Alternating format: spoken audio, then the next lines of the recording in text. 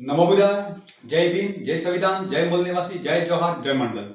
मैं हूं the voice of बहुजन से दयालाल यादव। साथियों, आज भारत भर में सबसे अधिकतर बलात्कार और बलात्कार के बाद जो हत्या की जाती है उसमें 3 राज्य प्रमुख है। पहला जो मध्य प्रदेश, राजस्थान और उत्तर प्रदेश। और उत्तर प्रदेश का तो आंकड़ा चरम सीमा पर है। जैसे कि 2023 की एक द वायर की रिपोर्ट है। 2023 में महिलाओं के खिलाफ अपराध बढ़े, यूपी में सबसे अधिक मामले दर्ज, एनसीआरबी का डाटा। एनसीआरबी की ताजा रिपोर्ट के अनुसार 2023 में देश भर में महिलाओं के खिलाफ 4,48,211 अपराध दर्ज किए गए, जिनमें सबसे अधिक मामले उत्तर प्रदेश से। दिल्ली लगातार तीसरे साल महिलाओं के खिलाफ महानगर बनी रही है। रिपोर्ट में साइबर अपराध और अनुसूचित जातियों पर अपराधों में बड़ी वृद्धि हुई है। ये द वायर ने एक अपनी रिपोर्ट पेश की है। अब जैसे कि देश की राष्ट्रीय तीसरी पार्टी कोई है तो बहुजन समाज पार्टी है, और बहुजन समाज पार्टी की राष्ट्रीय अध्यक्ष है बहन कुमारी मायावती जी। आज 3 सालों के अंदर जो बहन जी ने स्टेटमेंट दी है वो हम जानने की कोशिश करते हैं किस तरह से दी। जो इसमें 2 साल पहले या 1 साल के पहले एक मुद्दा गरमाया हुआ था, वन नेशन वन इलेक्शन जी का मायावती जी ने समर्थन किया। अब वन नेशन वन इलेक्शन है क्या? वन नेशन वन इलेक्शन मतलब होता है कि लोकसभा में हम अपना जनप्रतिनिधि चुनकर हम दिल्ली भेजते हैं पार्लियामेंट में। अगर वहां जो बिल बनता है तो 543 सीटें हैं, जिनमें से 70% के ऊपर में समर्थन चाहिए तो वो कानून पारित हुआ। जैसे कि उसमें हमारी बहन कुमारी मायावती ने समर्थन दिया और काफी लोगों ने विरोध किया, जिसमें एक पार्टी है, कांग्रेस भी है, टीएमसी भी है, डीएमके है, समाजवादी पार्टी है, आम आदमी पार्टी है, शिवसेना है, वामपंथी है, आरजेडी है और जेएम है। जिसमें समर्थन में 269 वोट पड़े थे और विरोध में 198 पड़े थे। कुल वोट पड़े थे 467, 467 और बाकी सीटें खाली रही थी उस समय सांसदों की अनुपस्थिति के कारण, जब हमारी बहन जी ने इसका समर्थन किया था और काफी लोगों ने विरोध किया था। अब उसके अलावा जो दूसरा भी एक यूजीसी का कानून बना था, और यूजीसी में दलित, आदिवासी, पिछड़े के बच्चे की IIT, NIT, triple IT, AIIMS, IIM में जाति के संस्थाओं में अपमानित किया जाता, जिस कारण बच्चे आत्महत्या कर रहे, जिसमें हमारी बहन जी ने भी खुलकर समर्थन किया था। यूजीसी पर एससी के फैसले का मायावती ने स्वागत किया।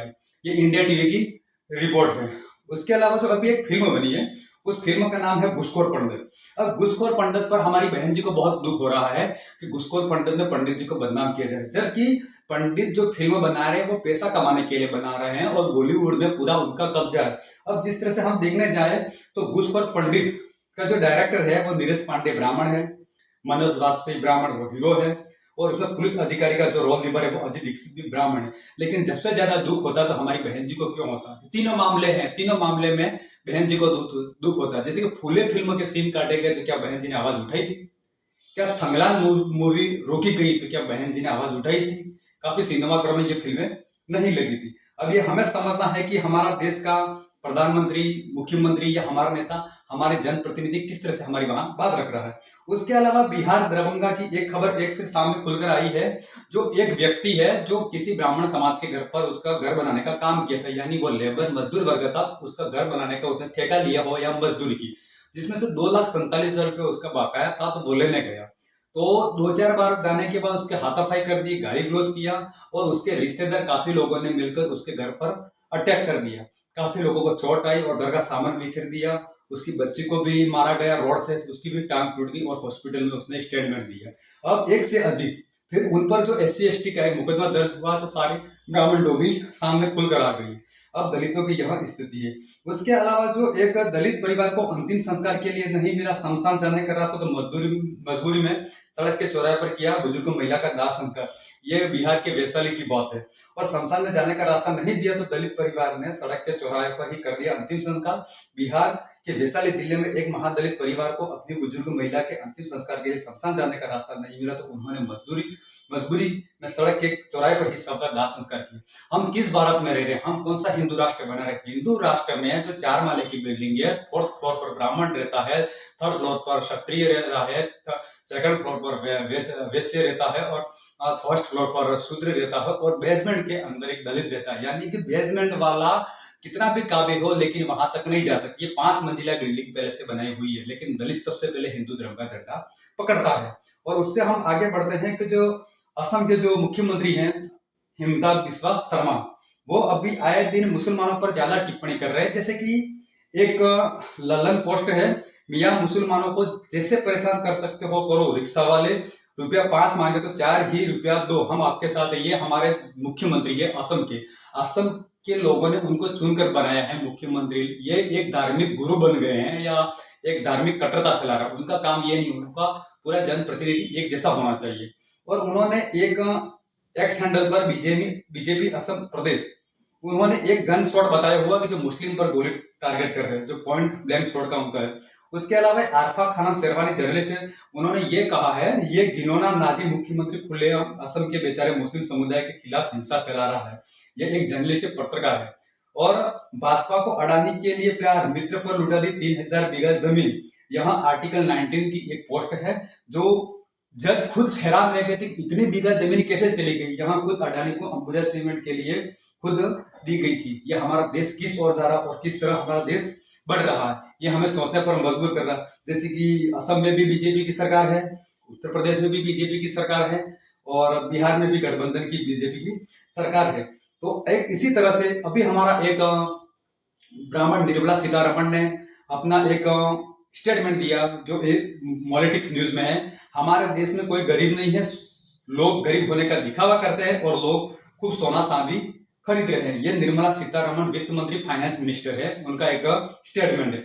और द वायर की एक रिपोर्ट इस तरह से सामने आई है, अब तक प्रोफाइल किए गए 1,52,00,000 कचरा बीनने वालों में से 84.5% SC ST OBC समुदाय से आने वाले हैं। अब हमें यह सोचना है कि हमारे देश के जो फाइनेंस मिनिस्टर है वो इस तरह से जजमेंट देगी, यानी कि जो 80 करोड़ भारत की संख्या है वो 5 किलो राशन पर निर्भर है। तो 5 किलो राशन लेकर वो दुकान में 3 किलो बेचकर क्या वो सोना खरीद रहे हैं? सोने की कीमत 1.5 लाख रुपए है।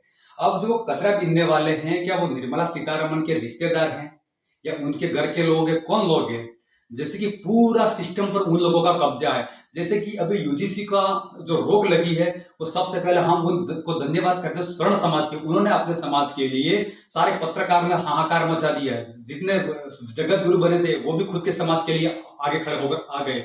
और उसके अलावा जो नेता थे उनके नेता ने इस्तीफा दे दिए। लेकिन हमारा दलित आदिवासी पिछड़ा समाज इतना द्वेष रखता है कि एक व्यक्ति अगर एक्स पर पोस्ट करता है, आवाज उठाता है, लेकिन वो आवाज नहीं उठाता क्योंकि उसको ऐसा लगता है कि उसका नाम कमाने के लिए कर रहा है, वो समाज के लिए नहीं बोल रहा है। ये नहीं समझेगा क्योंकि वो बोल नहीं सकता, लेकिन पीछे साथ भी नहीं देगा क्योंकि वो करता रहेगा। जैसे कि उनकी पूरी लॉबी सुप्रीम कोर्ट, न्यायपालिका, कार्यपालिका, विधायिका, मीडिया, बिजनेस, सिनेमा, खेल में सब लोगों का उनका कब्जा एक साथ जुट 10% लोग खड़े हो जाते सामने तो उसको कानून को ध्वस्त करने में उनकी अहम भूमिका रहती। सुप्रीम कोर्ट का जजमेंट उन्होंने रुकवा दिया, जबकि किसानों ने भी बहुत बड़े आंदोलन किए थे लेकिन वो न रुक पाए। और इसी समय में हमारे सरकारी कर्मचारी है या कुछ भी ऐसे बिजनेसमैन है, उद्योगपति है, लेकिन हमारे समाज की तरफ वो कभी देखते नहीं है, वो कभी वो मजबूत नहीं करते। जब एक आम आदमी कहाँ तक लड़ाई लड़ेगा, बेरोजगार आदमी, और सिस्टम से अकेला लड़ नहीं पाता है। लेकिन समाज और ऐसे लीडर हमारे समाज को साथ दे तो आने वाले समय में कुछ रणनीति बदल सकती है।